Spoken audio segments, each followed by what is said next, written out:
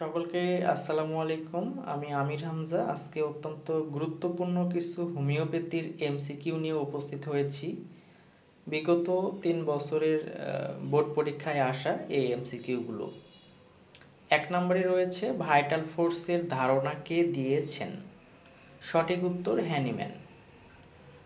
2 নম্বর, কোন সংস্করণে প্রথমবার ভাইটাল ফোর্স সম্পর্কে বিস্তারিত আলোচনা করা হয়েছিল?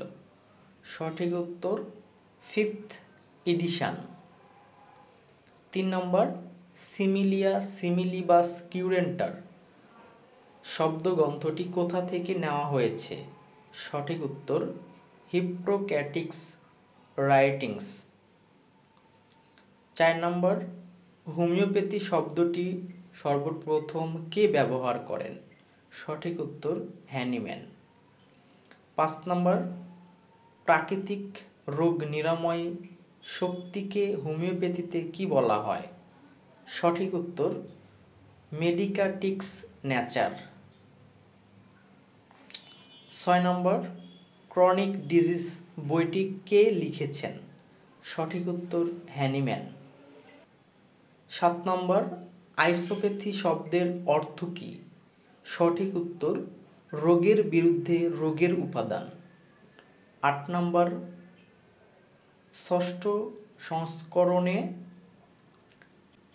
50 মিলিসিমাল পটেন্সি এলএম পটেন্সি সম্পর্কে আলোচনা করা হয় কোন অ্যাপোরিসাম এ?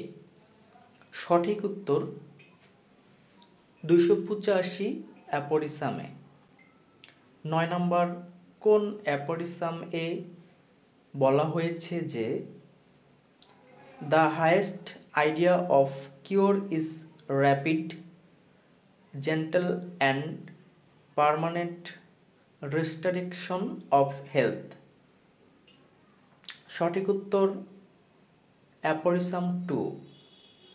10 নম্বর, হোমিওপ্যাথিক ডোজ নির্ধারণের গুরুত্বপূর্ণ নীতি কোন অ্যাপোরিসাম এ বলা হয়েছে? সঠিক উত্তর 272 অ্যাপোরিসামে। আজকে এ পর্যন্তই, আবারও দেখা হবে।